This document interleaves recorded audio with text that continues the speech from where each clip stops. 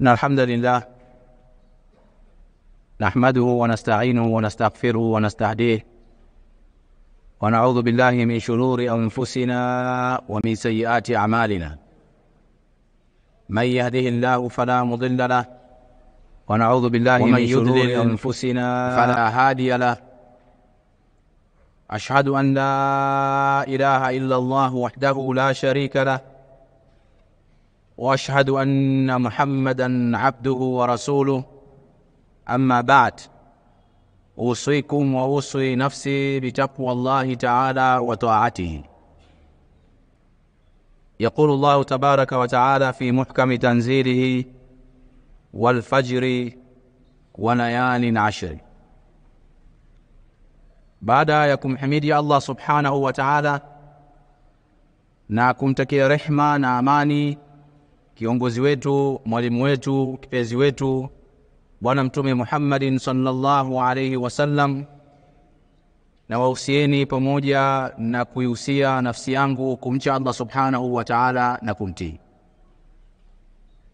Ndugu zangu Waislamu, tumo katika masiku ya mwezi mtukufu wa Dhulqaada, na masiku haya ya mwezi wa Dhulqaada ni masiku ambayo Allah subhanahu wa ta'ala ametuelekeza tusizidhulumu nafsi yetu ndani ya masiku haya. Leo ni Aljumaa ya mwisho iliyomo ndani ya mwezi wa Dhulqaada, na masiku yanayokuja baada ya mwezi wa huu wa Dhulqaada ni masiku matukufu sana kwetu sisi Waislamu. Ni masiku yanayopatikana ndani ya mwezi wa Dhulhijja, ambao vile vile ni miongoni mwa miezi mitakatifu katika sharia za Kiislamu au mafundisho ya Kiislamu. Kwa khutba yetu ya leo tutazinduana kuhusiana na fadhila na ubora wa masiku yanayopatikana katika mwezi wa Dhulhijja, ambao tumebakiza masiku machache kuingia katika mwezi huo.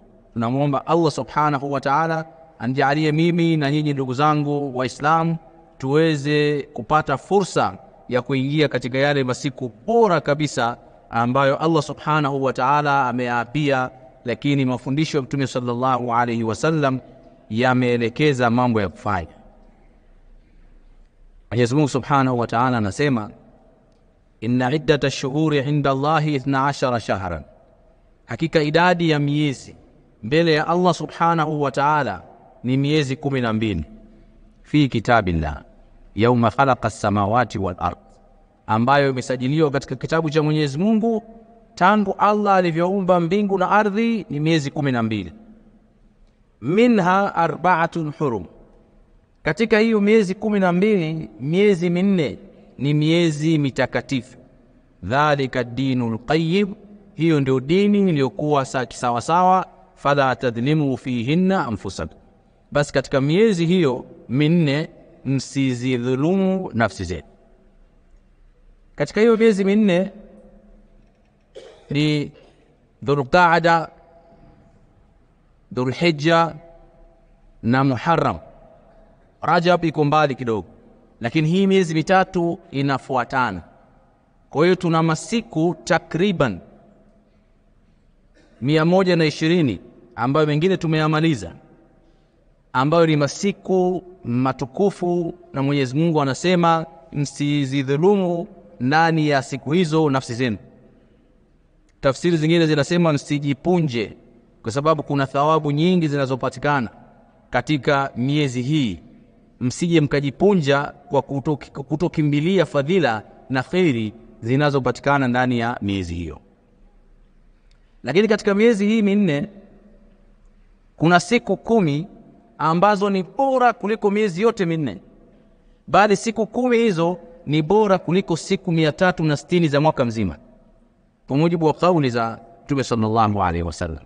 Siku 10 muhimu katika maisha ya Muislamu, ndani yake kuna khairi na kuna fadhila nyingi sana. Na ndio maana Allah subhanahu wa ta'ala akaapa kwa kusema wal fajri, na apa kwa alfajiri, wa layali na ashri, na naapa vile vile kwa masiku 10. Haya masiku 10 ambaye ameapiwa na Allah subhanahu wa ta'ala, mufassiruna wa Qur'an wamekubaliana kwamba ni masiku 10 yanayopatikana katika mwezi wa Dhulhijja, mwezi ambao uko mbele yetu, mwezi ambao wale ambao Allah subhanahu wa ta'ala kawapa tawfik wanaelekea kwenda katika ibada muhimu, nguzo miongoni mwa nguzo za Uislamu, nayo ni ibada ya al-Hajj.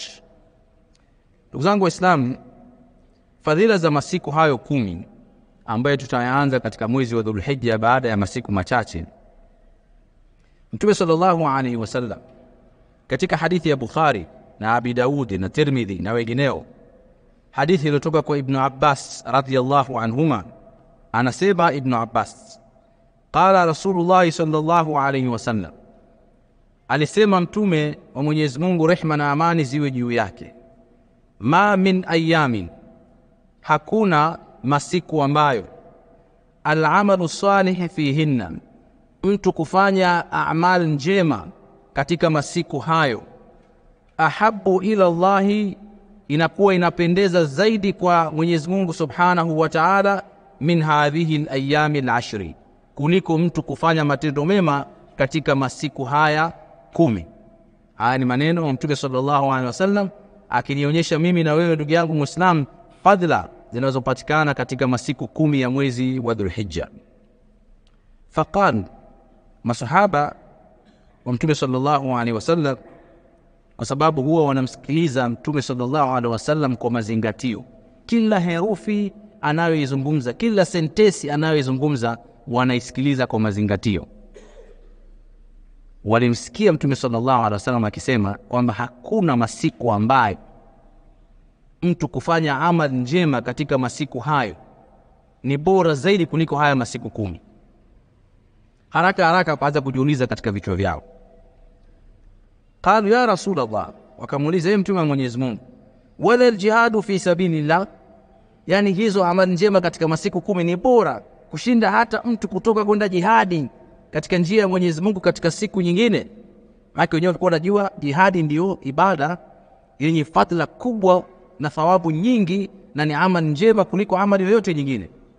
Wakakuta kwamba kuna amal, kuna masiku yanazidi ubora wake kuliko hata hiyo jihadi. Wakauliza sasa, hata jihadi ya Rasulullah? Mtume sallallahu alaihi wasallam akasema, wala aljihadu fi sabilillah, wala thawabu na fadhila za jihadi hazifikii mtu atakayejilazimisha kufanya matendo mema katika masiku haya 10. Illa, Mtume akasema, isipokuwa rajulun kharaja binafsihi wa mali, ni yule mtu ambaye ametoka kwenda kwenye jihadi akaitanguliza nafsi yake na akatoa mali yake yote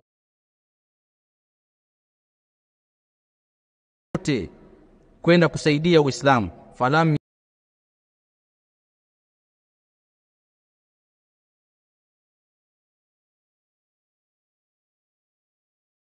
yarji min dhalika shay'in, yule mtu hakurudi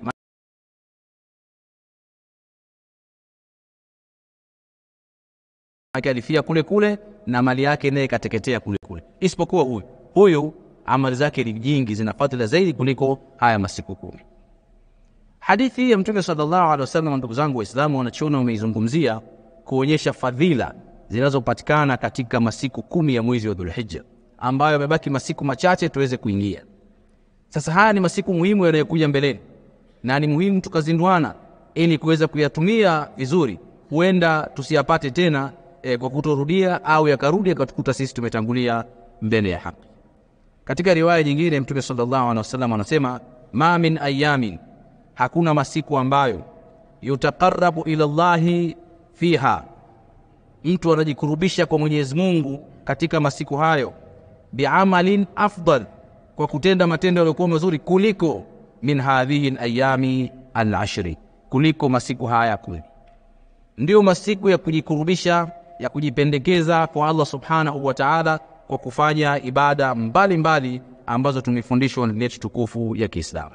Riwaya nyingine inasema, ma min amalin azka inda Allahi, hakuna amali iliyokuwa na utakaso zaidi mbele ya Allah subhanahu wa ta'ala, wala a'dhamu ajran, na ambayo ina malipo makubwa zaidi, min khairin na'maluhu fi ashri al-adha, kuliko khairi tunazozifanya katika masiku 10 ya al-adha, maana yake ya Eid al-Adha, kabla ya Eid al-Adha ambaye ni ya mwezi wa Dhulhijja, wanasema mfungo 3 ambao unakuja mbele yetu. Ndugu zangu Waislamu, kutokana na hadithi hizi ambazo tumezisoma, baadhi ya wanachuoni wa Kiislamu wakasema kwamba masiku ya mwezi wa Dhulhijja haya 10 ni bora kuliko masiku ya mwezi mtukufu wa Ramadhani. Baadhi ya wanachuoni wamesema hivi. Na wamepata wapi? Wameangalia hadithi za Mtume sallallahu alaihi wasallam ambazo zote bila umum, kwa ujumla zinazungumzia haya ni masiku bora kuliko masiku yote 360 yanayo kumpata wanadamu. Sasa kama ni masiku bora kuliko masiku yote, masiku ya Ramadhani yanakuwa yako wapi? Lakini wanachuoni wakajaribu kuangalia hadithi za masiku ya mwezi wa Ramadhani na hadithi zinazosifia masiku 10, wakaja na ufunguzi kwa kusema kwamba masiku ya usiku wa mwezi wa Ramadhani ni bora kuliko mchana wa masiku 10 ya Dhulhijja, na mchana wa masiku 10 ya Dhulhijja ni bora kuliko masiku ya mchana ya mwezi wa Ramadhani. Kwa sababu gani? Katika mwezi wa Ramadhani, katika usiku wake unapatikana fadhila nyingi. Qiyamul layl, unapatikana Lailatul Qadri ambayo thawabu zake ni miaka 83. Lakini katika masiku haya 10 ya Dhulhijja, mchana wake ni bora kuliko usiku wake. Kwa sababu gani? Ndani ya mchana wake inapatikana watu wanafunga, lakini ndani ya mchana wake inapatikana siku ya Arafa, siku ambayo Allah subhanahu wa ta'ala anawasamehe waja wake wengi sana kutokana na madhambi. Wao ulama wakaoanisha wakasema masiku 10 ya Dhulhijja mchana wake ni bora kuliko masiku ya mwezi wa Ramadhani. Kwa ndugu yangu Muislamu, haya masiku yanakuja, yako mbele yetu, yana fadhila kubwa sana mbele ya Allah subhanahu wa ta'ala. Mimi na wewe tujipange kuweza kuyatumia masiku haya vizuri. Je, tunayatumiaje masiku haya? Ndugu zangu Waislamu, tuweke nia ya kugawa ibada zetu katika maeneo makubwa matatu. Ya kwanza, al-ibadatul qalbiyya, ibada za moyo, lakini vile vile ibada za kimwili, lakini vile vile ibada za kijamii. Tunaweza tukafanya ibada zote hayo tukakithirisha kuzifanya katika masiku 10 ya mwezi wa Dhulhijja kwa ajili ya kupata fadhila zinazopatikana ndani ya masiku hayo, kama alivyokuwa akifanya Mtume sallallahu alaihi wasallam. Jambo la mwanzo muhimu sana ni kuweka nia. Kuanzia sasa hivi, amali yoyote isiyokuwa na nia haikubaliki mbele ya Allah subhanahu wa ta'ala. Sisi tuko katika mwezi wa Dhulqa'da. Weka nia ya kutafuta fadhila kwa Allah subhanahu wa ta'ala ndani ya mwezi wa Dhulhijja kuanzia sasa hivi. Kwa sababu Mtume sallallahu alaihi wasallam anasema innamal a'malu binniyat wa innama likulli imrin ma nawa. Mimi na wewe hatuna uhakika kama Dhulhijja itatukuta. Inaweza ikaingia Dhulhijja ikatukuta tumeshatangulia katika mwanandani. Lakini kama utaweka nia sasa hivi kwa kumwambia Mwenyezi Mungu, ya Allah, kama nitafika katika mwezi wa Dhulhijja nitasoma Qur'ani, nitaleta adhkari, nitatoa sadaka, nitafunga katika mchana wa masiku yale, nitafanya amal kadha wa kadha. Nia ndani ya nafsi yako, ina maana Allah subhanahu wa ta'ala anaipokea nia yako kabla ya matendo yako. Ukifanikiwa kuingia ukafanya yale matendo, fadhila zinaongezeka zaidi. Kwa hiyo tujianae kinafsi kuweka nia ya kuyatumia masiku yale 10 katika kujikurubisha kwa Allah subhanahu wa ta'ala. Amali ya pili ambayo tunatakiwa ndugu zangu tuifanye kuanzia sasa hivi mpaka anapoingia yale masiku ni kutubia kwa Allah subhanahu wa ta'ala, kuleta tauba kwa makosa tunayofanya. Sisi ni wanadamu, sisi ni madhaifu, kuna makosa mengi tumefanyiana sisi wenyewe. Inawezekana ni makosa ya zina kubwa kabisa, inawezekana umeingia katika shirki, kumshirikisha Allah subhanahu wa ta'ala. Inawezekana umeingia katika makosa ambayo shetani amekutelezesha katika makosa, ni jambo la kawaida. Kwa hiyo njia bora kabisa ya kujiandaa kuanzia sasa hivi ni kutubia kwa Allah subhanahu wa ta'ala, na milango ya Allah subhanahu wa ta'ala iko wazi. Mtu aliyeua, mtu aliyozini, mtu aliyedhulumu nafsi yake, mtu aliyeingia katika shirki, hakuna kitu ambacho Mwenyezi Mungu hapokei. Na Mwenyezi Mungu anasema katika surati Al-Furqan kuonyesha kwamba tauba yake iko kwa kila madhambi illa man taba. Mtu kafanya madhambi yote isipokuwa yule aliyotubia, wa amana na akamwamini Allah subhanahu wa ta'ala, wa amila amalan salihan, na akafanya matendo mema.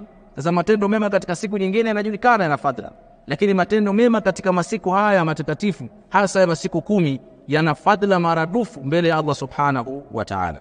Fa ulaika yubaddilu Allahu sayiatihim hasanat, watu wa aina hiyo wakisha tubia kwa aina hiyo, Mwenyezi Mungu subhanahu wa ta'ala anabadilisha makosa waliyofanya yanakuwa mema, madhambi waliyofanya yanakuwa thawabu. Lakini sharti urudi, utubu kwa Mwenyezi Mungu tauba ya kweli.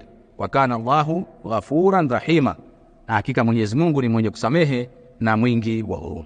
Kwa hiyo jambo la pili ambalo mimi na wewe ndugu yangu Muislamu inatakiwa tujipinde katika masiku haya ili tuweze kupata hizo fadhila. Jambo la tatu, swala 5 na sunna zake, kwa sababu hakuna amal mbele ya Mwenyezi Mungu subhanahu wa ta'ala ambayo itapokelewa kama Muislamu haswali swala 5. Yani kama wewe uswali swala 5, kuna amal mbele ya Mwenyezi Mungu. Kwa sababu jambo la mwanzo ambalo ataulizwa mja, swala 5 zile zikoje? Baada ya hapo ndio yanafuatia mambo mengine, sio ulifunga, sio ulienda kuiji, sio ulifanya nini, ulifanya nini.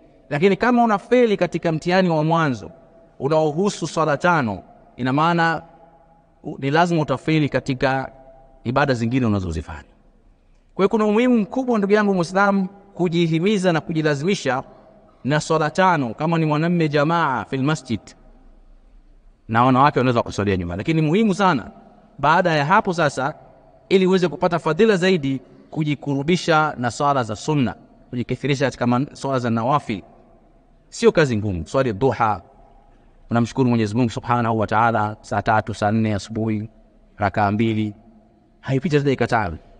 Lakini uko ofisini kwako, upo sokoni kwako, upo nyumbani kwako, uko sehemu yoyote, ukifika saa 3 saa 4 unaswali, unamshukuru Mwenyezi Mungu kwa neema alizokupa. Kuswali qablia na baadia katika swala za faradhi, kuweka nia kwamba na swali hizi kwa ajili ya kujikurubisha kwa Mwenyezi Mungu subhanahu wa ta'ala. Hizi ni ibada ndugu zangu ambazo tunatakiwa tuzifanye ndani ya masiku ya 10 ya mwezi wa Dhulhijja. Lakini vile vile katika ibada nyingine ni funga ya sunna, kujilazimisha katika yale masiku 10, ikiwezekana masiku yote 9 ya mpaka siku ya Arafa uweze kufunga kwa ajili ya kutafuta fadhila na radhi za Allah subhanahu wa ta'ala. Na katika hadithi ukiwa na Hunayd ibn Khalid kutoka kwa wake wa Mtume sallallahu alayhi wasallam, anasema kana Rasulullah sallallahu alayhi wasallam yasumu 9 Dhulhijja. Mtume sallallahu alayhi wasallam alikuwa akifunga masiku ya 9 ya mwezi wa Dhulhijja, wa yaum Ashura, na ile siku ya Ashura ambayo inapatikana katika mwezi wa Muharram, wa 3 ayami min kulli shahr, na masiku 3 yale meupe katika kila mwezi, wa al-ithnain min shahr wal khamis, na siku ya Jumatatu na Alhamisi katika mwezi. Hii imesimuliwa na wake za Mtume sallallahu alaihi wasallam. Katika masiku alikuwa akifunga masiku 9 ya mwezi wa Dhulhijja ambao unakuja, lakini masiku 3 katika yale ya meupe katikati ya mwezi alikuwa akifunga. Lakini alikuwa akifunga yaumu Ashura katika mwezi wa Muharram, lakini alikuwa akifunga Jumatatu na Alhamisi. Kwa hiyo fadhila zote hizi tuzikusanye katika masiku 9 yani yupo katika mwezi wa Dhulhijja, ili kuweza kumfuata Mtume sallallahu alaihi wasallam. Jambo la 5 ndugu zangu ni kusoma Qur'an kwa wingi, kwa mazingatio. Inawezekana baada ya Ramadhani tumeacha kusoma Qur'an, tumepunguza spidi ya kusoma Qur'an, lakini ndani ya masiku 10 tujaribu kuhuisha kama tulivyokuwa katika mwezi wa Ramadhani.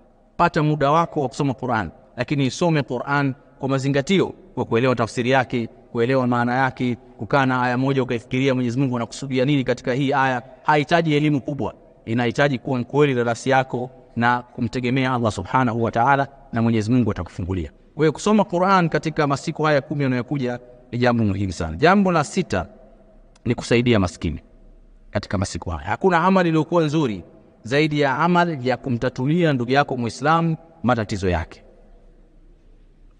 Mtume sallallahu alaihi wasallam anasema ahabbu an-nas ila Allah anfa'uhum lin-nas. Mtu ambaye anapendeza zaidi mbele ya Mwenyezi Mungu ni yule mwenye manufaa kwa watu wengine. Angalia utawanufaisha vipi wanadamu wenzako, utawanufaisha vipi waislamu wenzako kwa kile ambacho Mwenyezi Mungu amekujalia, ikiwa ni riziki ya pesa, ikiwa ni riziki ya chakula, ikiwa ni riziki ya ujuzi, ikiwa ni riziki ya nasaha. Almuhimu aina zote za riziki ambazo Mwenyezi Mungu amekupa kuweza kuwasaidia wengine katika kile ambacho Allah amekuneemesha. Hii ni amali njema ambayo mja anatakiwa jikurubishe kwa amali hiyo kwa Allah subhanahu wa ta'ala. Ndugu zangu, amali ya 7 ni kuunganisha undugu na kusameheana. Kama wewe umetofautiana na ndugu zako wa nasab, ni muhimu ili uweze kupata fadhila hizi ambazo zipo katika masiku 10 kuwasamehe ndugu zako. Kuangalia jinsi gani ya kuunganisha undugu, kurudisha undugu. Hata kama hutarudi kamili, kidogo salimiana, kurudisha moyo, kuanza kwa kutumia message, kualikana na vitu kama hivi, ili kutafuta fadhila za Allah subhanahu wa ta'ala katika masiku hayo. Kwa sababu kinyume cha hivyo, ukiwa na vinyongo na ndugu zako, kuna hatari kubwa ya amali zako zikawa muallaq, hazifiki kwa Allah subhanahu wa ta'ala, zikaninginizwa. Sababu gani? Huna mahusiano mazuri na ndugu zako wa karibu. Kwa ndugu zangu Waislamu, tunayo fursa adhimu ndani ya masiku yanayokuja ya mwezi mtukufu wa Dhulhijja, na tutaendelea kuzinduana kadri siku zinavyozidi kwenda, hasa katika kabla na siku ya Arafa, kuweza kufahamishana vizuri zaidi yale ambayo yanatakiwa kufanywa ndani ya masiku hayo ya mwezi wa Dhulhijja. Tunamwomba Allah subhanahu wa ta'ala aweze kunifikisha mimi na nyinyi ndugu zangu Waislamu katika masiku hayo na kupata fadhila ambazo Allah subhanahu wa ta'ala ametuandalia. Barakallahu li wa lakum bil Qur'anil Karim wa nafa'ani wa iyyakum bidh-dhikril hakim. أقول قولي هذا وأستغفر الله لي ولكم فاستغفروه وأنتم موقنون بالإجابة. الحمد لله. inawezekana umeingia katika shirki wala udwana illa ala dhalimin, insha Allah subhanahu wa ta'ala. Ashhadu an la ilaha illa Allah, umeingia katika makosa ambayo shetani amekutelezesha katika makosa, ni jambo la kawaida. Inna Allah wa malaikatahu yusalluna ala an-nabi ya ayyuhalladhina amanu sallu alayhi wa sallimu tasliman. Allahumma salli ala Muhammad na milango ya Allah subhanahu wa ta'ala iko wazi. Sallaita ala Ibrahim wa ala ali Ibrahim fil alamin innaka Hamidum Majid. Wa barik ala Muhammad wa ala ali Muhammad كما باركت على إبراهيم وعلى آل إبراهيم في العالمين إنك حميد مجيد. اللهم أعز الإسلام والمسلمين وأذل الشرك والمشركين ودمر أعداء الدين برحمتك يا أرحم الراحمين. اللهم آت نفوسنا تقواها وعمل عملا صالحا na akafanya matendo mema. Za matendo mema katika siku nyingine yanajulikana na fadhila, lakini matendo mema katika masiku haya matakatifu hasa ya masiku 10 yana fadhila maradufu mbele ya Allah subhanahu wa ta'ala. Fa ulaika yubaddilu Allahu sayyi'atihim hasanat.